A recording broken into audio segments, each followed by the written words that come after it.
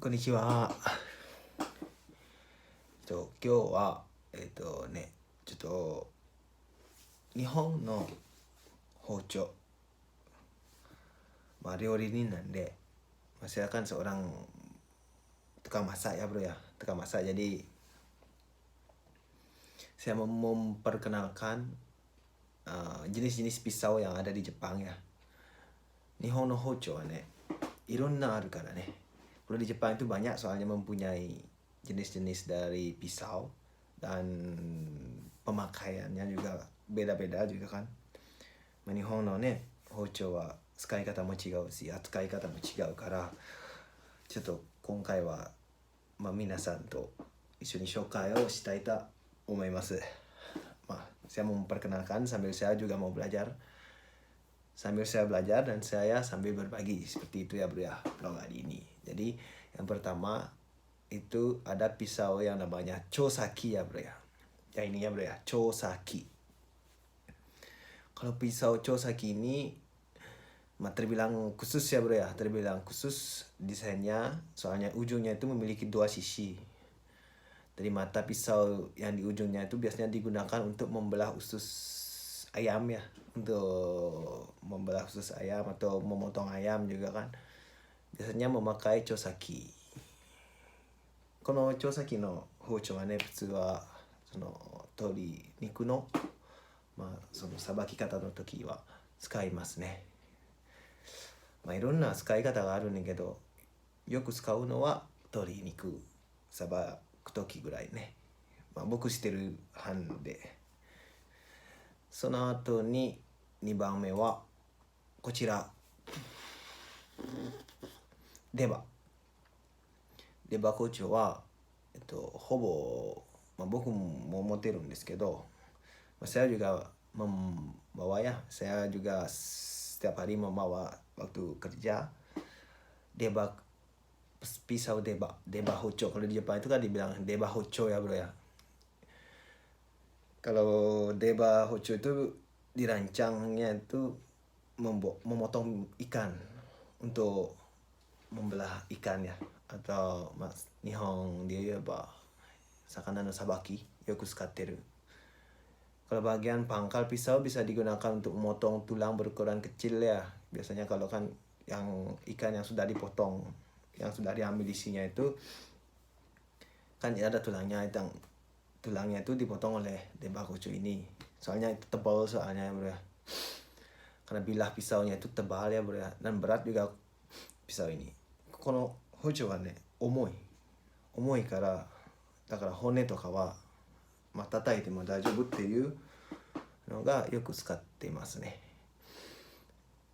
焼き鳥でもよく使ってる。Untuk memotong ayam juga, atau untuk memfile ayam juga biasa dipakai ya kono ini, deba hocho ini. Dan sepengetahuan saya, pisau ini sudah populer digunakan sejak zaman Edo Sakai ya.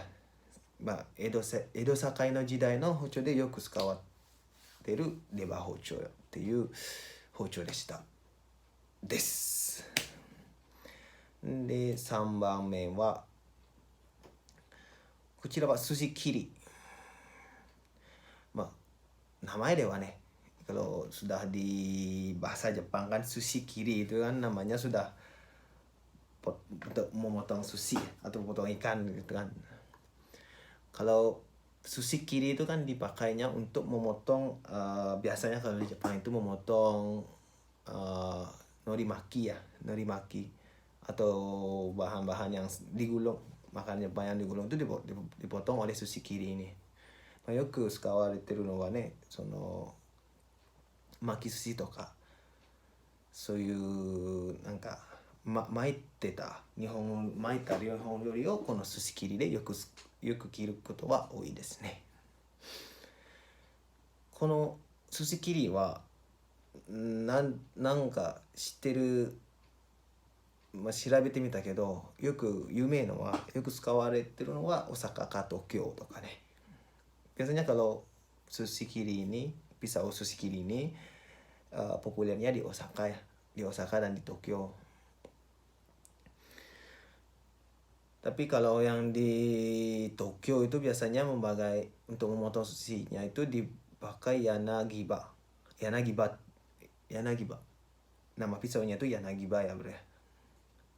日本語で言えばよく東京で使われてるのはね、柳刃っていう包丁で、寿司を切ることはよく言われていますね。じゃあ4番目はタコ引き。Tako hiki, dari namanya itu kan tako ya bro ya. Tako itu bukan, kalau bahasa Jepangnya itu kan gurita ya bro ya. Kalau tako itu kan gurita. Ya kalau tako hiki ini bukannya untuk memotong gurita saja, itu bukannya bro ya. Agak mirip sih sebenarnya seperti yanagi dan toki hiki, termasuk ke dalam sashimi ya. Atau pisau untuk sashimi, untuk memotong ikan yang mentah ya. Kono hojo wa yanagiとかタコイキは柳っていう包丁の使い方は似ている。だから、よく刺身でね使われているのはよく見られる。だから、このタコ引きは柳っていうのとちょっと扱い方は一緒やけど、ちょっと見た目だけはちょっと違うね。この包丁も東京で有名っていうのはよく言われています。Kalau yang pisau yang ini itu populernya di Tokyo ya, di Tokyo. Dan bentuknya tuh persegi ya, tidak melengkung seperti yanagi. Kalau yanagi kan agak sedikit melengkungnya bro, agak sedikit melengkung. Jadi kalau untuk yanagi, untuk takoyaki ini nih lurus ya, berbentuk persegi dia. Agak susah sih kalau yang pemula untuk memakai takoyaki ini. Mungkin tajam tapi nggak bisa motong gitu. Nggak ada lengkungan soalnya dia. Mungkin nanti saya bisa beri contohnya ya. Soalnya saya bawa juga takoyaki. Untuk yang kelima, unagi saki. Unagi saki. Unagi saki wa, namanya dewa unagi. Kalau yang ini kan benar ya bro. Kalau yang ini unagi saki.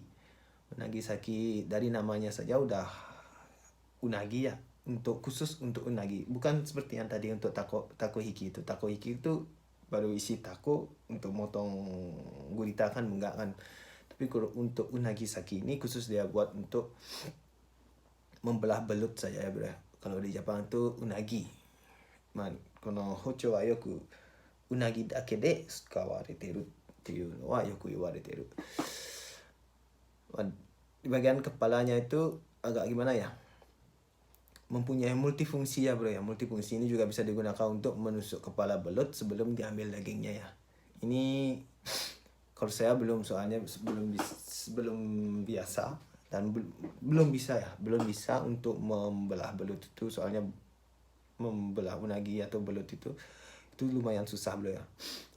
Tapi untuk yang sudah mati, belut yang sudah mati, saya bisa membelahnya dan mengambil isinya. Tapi kalau yang hidup tuh agak susah soalnya bro, dari kepalanya kita harus tusuk di kepalanya, habis itu kita belah sekalian. Itu agak susah sih bro sebenarnya. Itu harus mempunyai keahlian sendiri ya bro ya. Dan saya masih mempelajarinya itu. Unagi saki wa ne yoku 使われてるけど、僕にはまだっていうのも一回何回かは寿司屋さんでやったことあるけど、難しいというのは自分も思ってました。あとは薄葉はね、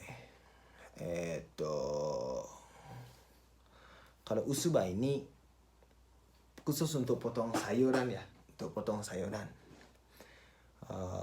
よく野菜とかに使われてるuntuk potong sayuran yang tipis-tipis, soalnya seperti membuat lobak gitu kan, seperti membuat lobak atau potong sayuran ya. Soalnya gimana ya, bentuknya tuh lurus dengan ukuran sedang dan tipis, sangat pas juga untuk memotong atau mencincang beragam jenis sayurannya. Bila pisau yang lebar memberi kenyamanan bagi jemari telapak tangan saat digunakan, itu kan pas motong sayurannya itu kan kita tuh bergeraknya banyak ya soalnya untuk memotong sayurannya. Kalau sepengetahuan saya sih, kalau pisau ini banyak digunakan di Tokyo bagian timur, di timur ya, di Jepang bagian timur ya. Kalau di Tokyo itu banyak digunakan ini. Dan pisau ini khusus buat untuk potong sayuran ya.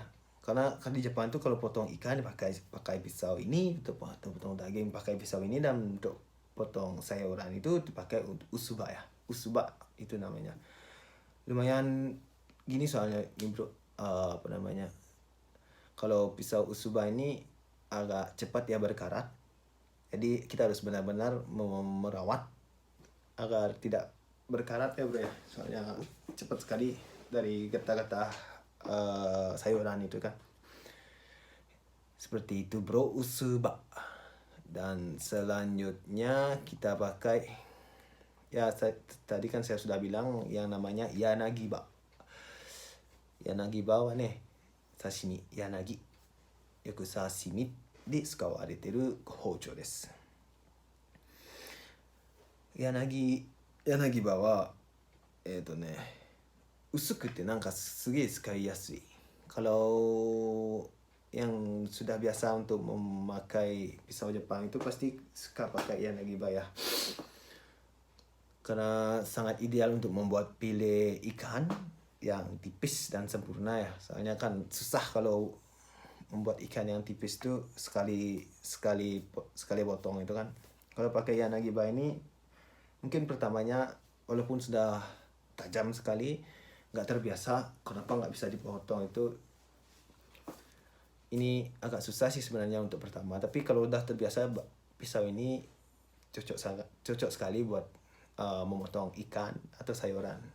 Bukan sayuran, salah, untuk memotong ikan segar yang sempurna ya bro ya.